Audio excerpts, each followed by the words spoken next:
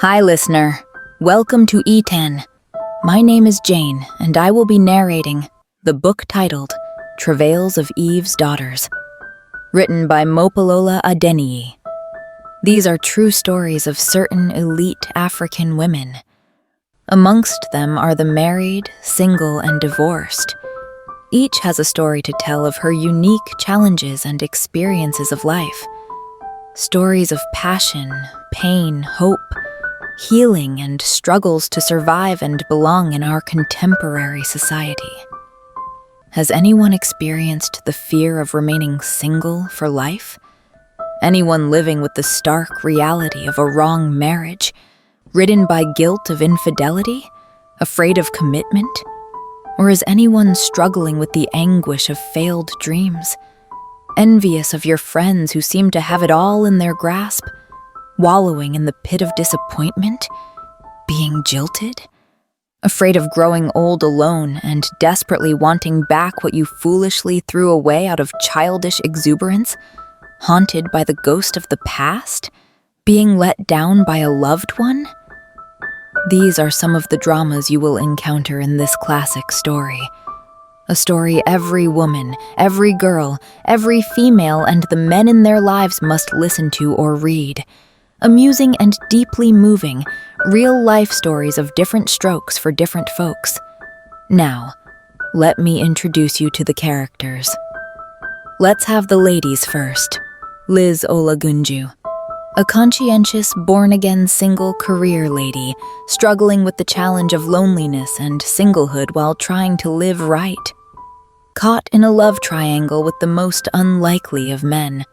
Eugene Davidson, spontaneous and witty, an exact opposite of Liz, stuck in an unhappy marriage with the wrong man.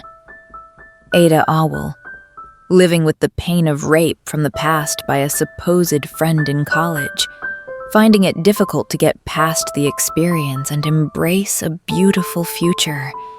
And Ngozi Olopa, married to her childhood sweetheart who has become a successful businessman, but trapped in a secret adulterous affair. Now, the men in their lives. Zach Davidson, trapped in a loveless marriage of convenience. He tries hard to please a wife who never sees anything good about him. Sad, isn't it? Niyi Olopa, a self-made decent family man shattered by the unfaithfulness of a woman he gave all to. And next is Charles Obasuyi courting a woman whose attention appeared divided. Matt Oladel, who fights to win back a lost love. And finally, Jeed Badmus, a man who struggles to win the trust of a woman who had lost faith in love because of an event that marred her past. Now, the story begins. Relax and come along with me on this exciting journey with the cast of Travails of Eve's Daughters. Travails Episode 1. I wish people don't have to get married and be trapped lousy situations where both parties can barely stand each other. Liz Olagunju stretched her legs as she flipped through the fashion magazine spread over her lap. Marriage is not as bad as you are making it. You are overly dramatic as ever, and since you have never been married, you are in no position to make such judgments. Eugene glared at her friend of 8 years. It was a cloudless Saturday afternoon, and the heat was particularly intense. But the two women were comforted by the quiet drone of the split-unit air conditioner. They sit in companionable silence in the sunlit coziness of Liz's living room.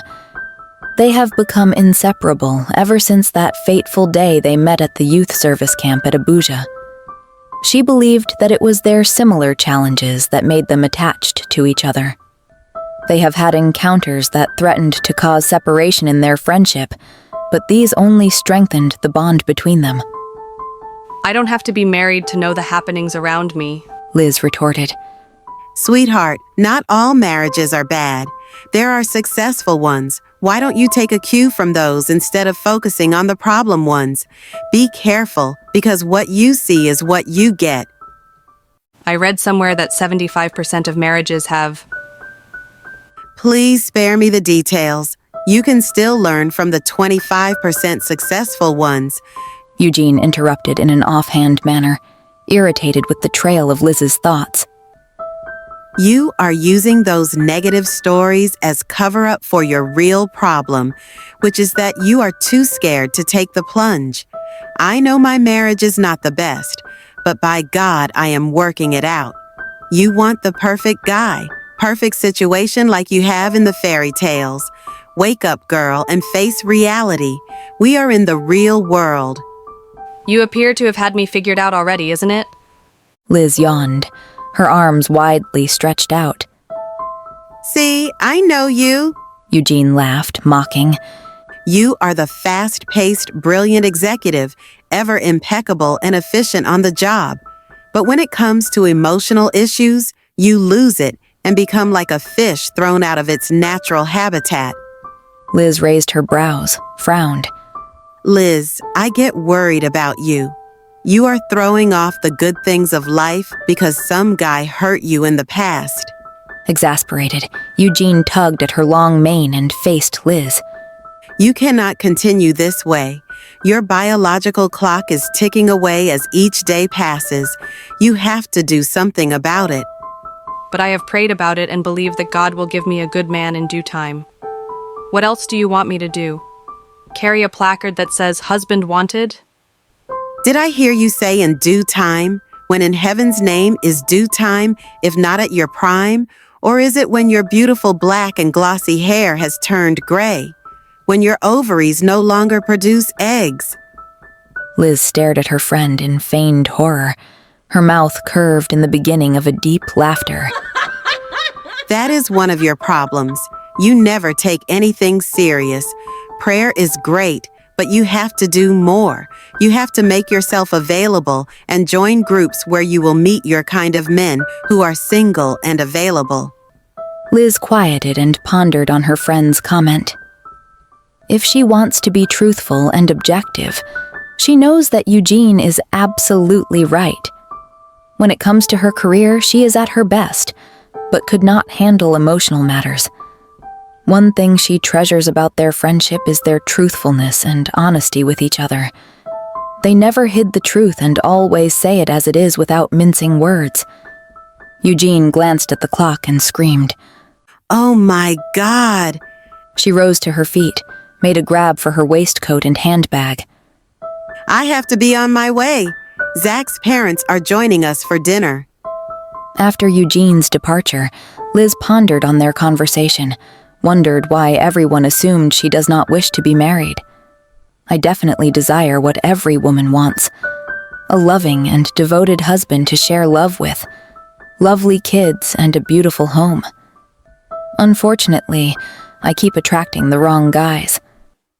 After her relationship with Matt ended, she vowed not to allow another man take advantage of her again. Now I am setting out to enjoy life with or without a man. If love comes along in an unexpected way, fine, and if not, all well and good, she mused. I have to learn to enjoy being single, love my own company, and not rush into the arms of the next stranger that comes calling. A frown creased her forehead as she thought of her mother who will not let her be. It was her mother's pressures that made her leave home in order to avoid the unending song of, "Find a man and get married." Mother never ceases to remind me of my biological clock ticking away. She never stops to tell me how my sister has brought forth 3 children since her wedding 6 years ago, how she saw an old school friend of mine with her husband and children, and, of course, what people are saying. As if I want to bother my head about what people are saying. At 35 years, I get scarred of ending up as an old lady, but I have determined within myself not to allow the pressures of society and the biological clock that is ticking every day push me into another wrong relationship again.